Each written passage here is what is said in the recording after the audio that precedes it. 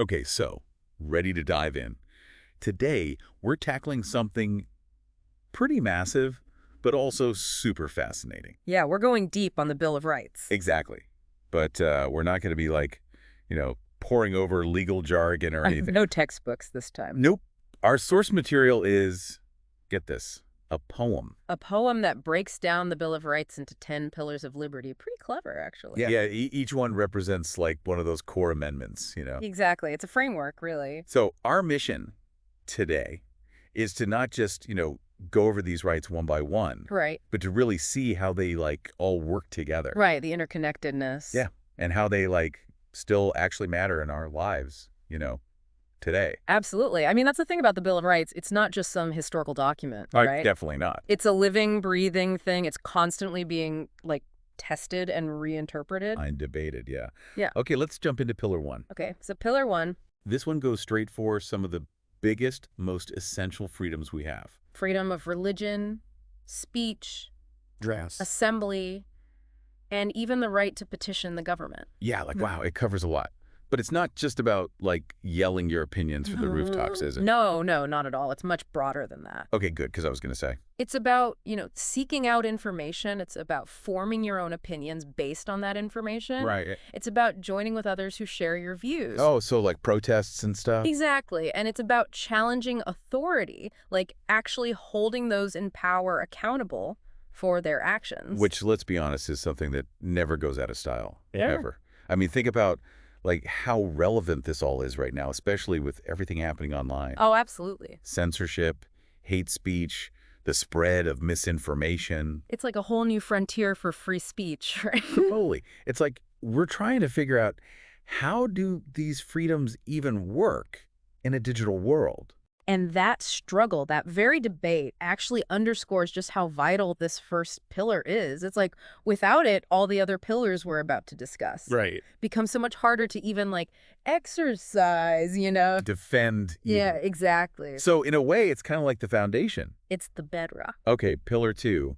This one always gets people talking. the right to bear arms. Yeah, that one. Yeah. And I feel like, I don't know, I've never met anyone who doesn't have a strong opinion about this one. It's definitely a topic that sparks a lot of debate. Yeah, and even our poem, it doesn't shy away from the weight of this, right?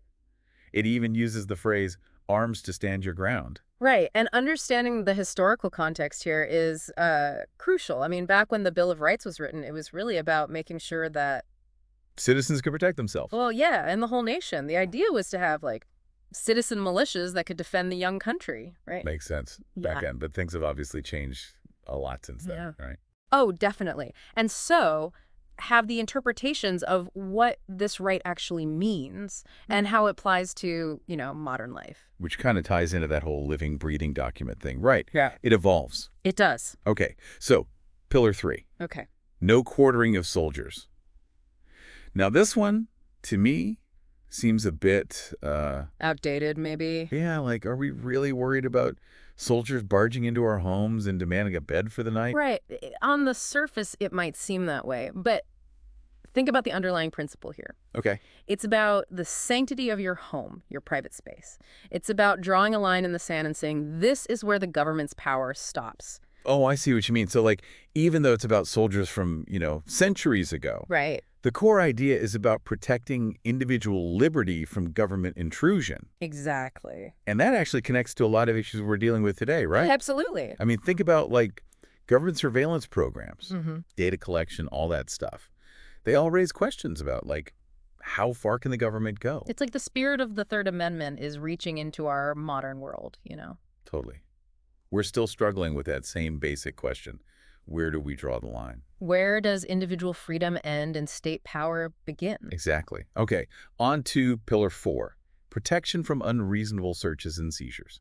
So this one builds on what we were just talking about, right? Okay. It's about making sure that, well, for one, that no one can just barge into your home without a good reason. And that good reason is? Probable cause, the legal term. Okay. So this pillar basically guarantees a level of protection against arbitrary actions by the government. Which I'm guessing is more relevant than ever these days. You got it. Especially with all the technology we have now, right? Mm.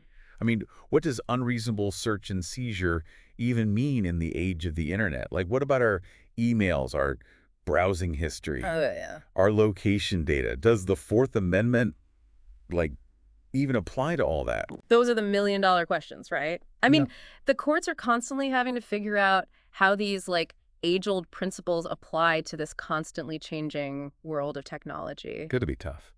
Yeah, but the core idea of the Fourth Amendment, right, is to protect a sphere of privacy, to Mhm. say, hey, there are certain boundaries the government can't cross without a very good reason. Okay, so Pillar 5, This one gets into the legal nitty-gritty. the fine print. Right. So this one is all about the rights of the accused, specifically in criminal proceedings. Oh, so this is where we get into all those legal terms like due process. Due process, protection against self-incrimination, no double jeopardy, That's like legal bingo. but they're essential safeguards. Oh, totally. I get that. Like, imagine you're accused of a crime.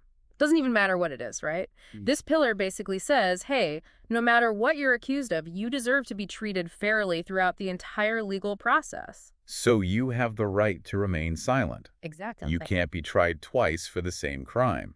And most importantly, it's up to the prosecution to prove you're guilty, You are presumed innocent until proven guilty. which I guess is where the whole fair and speedy trial thing comes in, right? That's Pillar 6. Exactly, because it's not just about getting your day in court. It's about making sure that that court is actually impartial, Impartial. that you have the right to, like, confront your accusers, to have a lawyer, Right. even if you can't afford one, and to have a jury decide your fate. A jury of your peers. Your peers, exactly. Okay, and while we're talking about juries, Pillar 7 gives us the right to a jury trial in civil cases, too. So this is about, like, disputes between people or organizations, not necessarily crimes. Right, think contract disagreements, property disputes, things like that. Oh, okay. So this ensures that those kinds of conflicts aren't just decided by a judge, No, it's decided by a group of regular citizens. your peers. Exactly. And they can weigh the evidence and make a judgment based on that. Okay, Pillar 8. This one deals with punishment. Right. No cruel and unusual punishment. And no excessive bail either.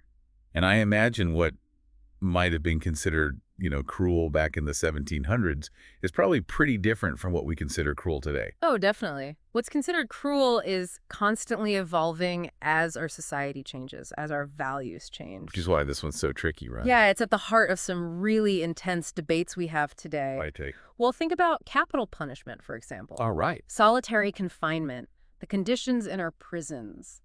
Those are all tied to this pillar. Wow. Okay. All right, on to the one that always makes my head spin a little. Pillar 9. Unenumerated rights. So basically, this means we have rights that go beyond what's actually written in the Constitution, right? Exactly.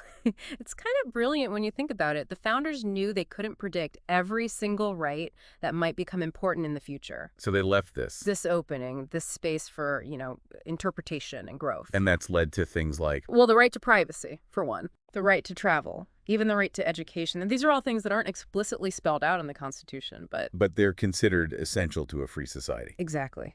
And finally, we reach Pillar 10. This one's all about how powers not specifically given to the federal government are. Reserved for the states or the people. Right. It's all about balance, right? Exactly. It's the foundation of our whole system of checks and balances. That whole federalism thing. It's the idea that power shouldn't be concentrated in one place. It should be distributed. Which is why you see so much variation in laws from state to state. Exactly. Different states get to make different decisions about how they want to handle certain issues. So there we have it. All 10 pillars. It's amazing to think that, we often think of the Bill of Rights as this kind of, I don't know, historical document. Right. But it's so much more than that. It's still shaping our laws, our courts. Our conversations. Mm-hmm. And that's why this deep dive has been so important. These rights are constantly being challenged, reinterpreted. It's a dynamic process. Oh, definitely. So here's a question for you, for all of our listeners. Out of these 10 pillars, which one speaks to you the most? Yeah, which one resonates most strongly with you and why? And what challenges do you think these pillars are facing today? Yeah, because let's face it, the world's changed a lot since the 1700s. Well, a lot. So much to ponder. A lot to think about. Well, on that note, we encourage you to keep exploring the Bill of Rights. Actually read it. Think about what these freedoms truly mean to you. It's a fascinating journey. Until next time. See you then.